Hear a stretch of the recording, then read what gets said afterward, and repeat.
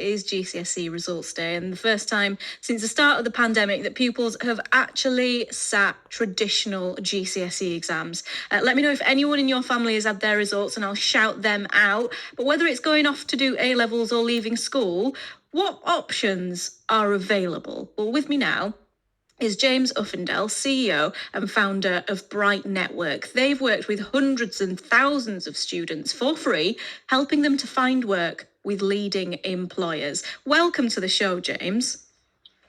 Hi, Rima. Thanks very much and great to be on the show. Thank you so much for being here. I mean, it's a bit of an anxious day for lots of young people, isn't it, their results day? And it can go, one of two ways, really. What sort of things have you been seeing today? What sort of reactions have you been seeing? Well, absolutely. At Bright Network, as you said, we've helped hundreds of thousands of students with their careers all for free, and it's all paid for by, we work with all the big employers across the country to help them find amazing students to join them. So I think it's overall a kind of a day of success, and congratulations to everyone who's got their results.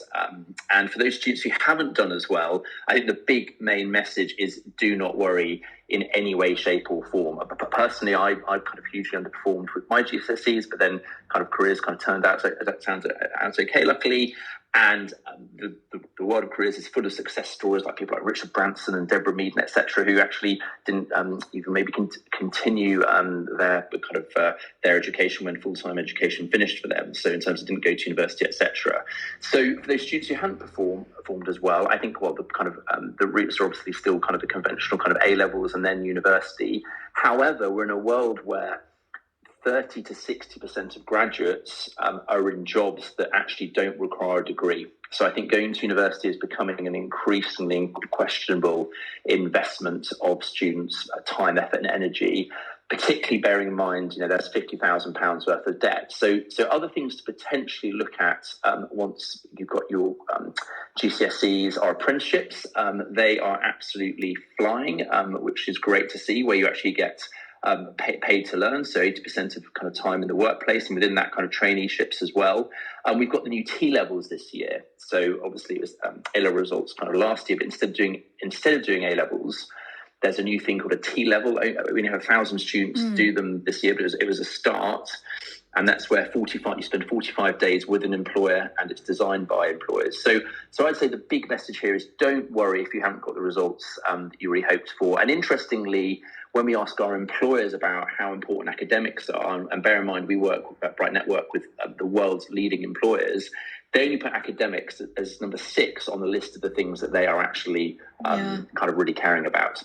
That's not surprising to me, James, in my own experience, because I did all right at my GCSEs, I did all right at A-levels, but at no point during my working life did none of my employers have ever asked me what I got in my GCSEs or in my A-levels. I've only ever really needed those grades to get to the next level of education.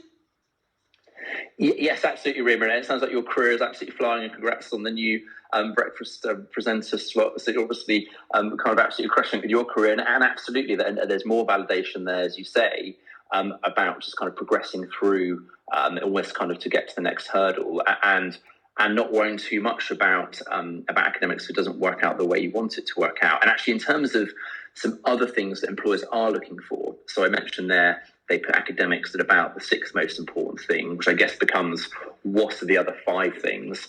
Employers hugely value resilience, so they put that as number 2 as the most important factor they're looking for. But interestingly, students only rank that as number 12. So that what we see is a big disconnect between what students think employers want and what employers actually want. Another thing there is problem-solving skills. Mm-hmm. So within that, for example, I think learning to code. I mean, if there's any parents or students listening to this right now, my biggest tip, because obviously we are passionate about this at Bright Network, which is why we set up the organisation, is making sure you learn to code. So 70% of tech employers can't find the right talents. And again, tying into this more optimistic picture, unemployment is actually a 50-year low. There's 1.2 million unfilled vacancies. But particularly that digital skill shortage, we've got to solve that as a country. We've got amazing, incredibly talented young people in the UK, but they're not acquiring the right skills when they're young. So the digital skills crisis is projected to cost the UK economy 180 billion over the next 10 years. Employers are stepping up, the jobs are there, tech is booming, the salaries are insane. I mean, we are a tech business, and we know firsthand about kind of the salaries for kind of software engineers and data scientists, etc. We have free coding on our platform that students can learn. So I'd highly recommend students to learn to code. That would be actually probably definitely my top 5 tips. Yeah, I think that's really good information for young people as well to hear.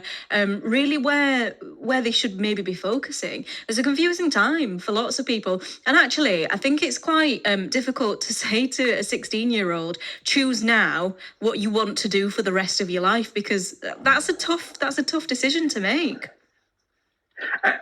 Absolutely, 100%. And then the great thing is actually often students don't need to make a decision about what they're going to do with the rest of their lives when they're only 16. I think the key thing is kind of curiosity. So kind of being open and being kind of interested, I think is as an absolutely a key facet. And if you look at some of the most successful careers, I saw something the day, or actually there's a whole film about it, about essentially the founder of McDonald's. He basically bought the business, but he didn't really properly get going until he was in his 60s.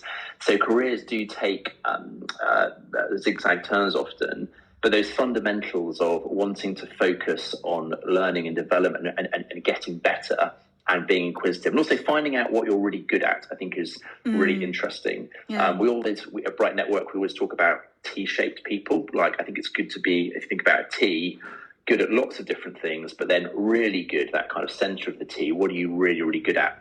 And we have a careers test on our platform where we've modeled, we've got over 700,000 members of Bright Network. And when they get jobs, we ask them, how they enjoyed the job, what they thought about it. And then our software engineers have built a test that students can take for free.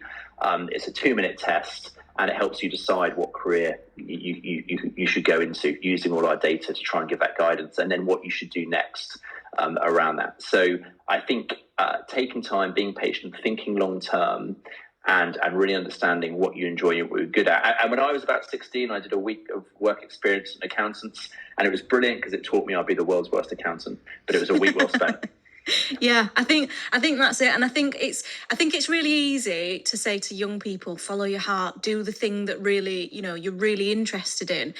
For lots of young people though, and I'm speaking specifically, James, probably to working class young people who maybe they're in their mind they're thinking there's no way that I can break into that specific career that I have in mind. What advice would you have for them in terms of the decision that they have to make between following their heart and following maybe a more vocational route?